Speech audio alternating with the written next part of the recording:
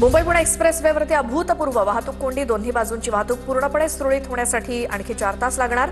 Mumbai Pune express वेवरील एक मार्गिका सुरू. पोलीस अधिकाऱ्यांची माहिती. मुख्यमंत्री देवेंद्र फडणवीसांनी टँकर दुर्घटनेचा अहवाल मागवला. भविष्यात अशा घटना घडण्यास कशी सज्जता असावी यासाठी अहवाल मागवला. सूत्रांची माहिती. तर MSRDCकडून फडणवीसांनी अहवाल मागवला. पुणे मुंबई एक्सप्रेसवेवरती गॅस टँकर उलटला. त्यामुळे 24 तासांहून अधिक काळ महामार्ग ठप्प. 25 किलोमीटरपर्यंत वाहनांच्या मोठ्या रांगा. एकाच लेनवरून वाहतूक सुरू. हजारो प्रवासी अडकले. तर पुण्यातून मुंबईला जाणाऱ्या सर्व एसटी बसच्या फेऱ्या रद्द. मुंबई पुणे एक्सप्रेसवेवरती वाहतूक कोंडी कायम असल्यामुळे प्रशासनाचा निर्णय. एसटी महामंडळाच्या अनेक बसेस यात अडकून पडलेल्या आहेत.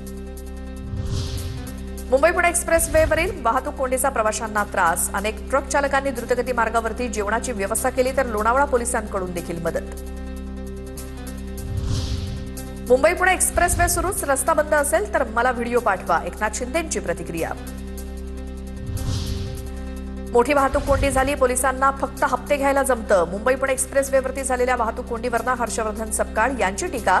ट्रॅफिक पोलिसांना रस्ता मोकळा करता येत नाही, त्यांना मुख्यमंत्र्यांचं खतपाणी. हर्षवर्धन सपकाळ यांचं वक्तव्य. सांगलीवरून आलेल्या महिला प्रवाशांची गैरसोय. जेवणासह स्वच्छतागृह अभावी. 15 ते 16 तास महिलांचे हाल. महिलांकडून संताप व्यक्त. मुंबई पुणे एक्सप्रेसवेवरची गळती झालेल्या टँकरमधनं गॅस ट्रान्सफर करण्याचं काम.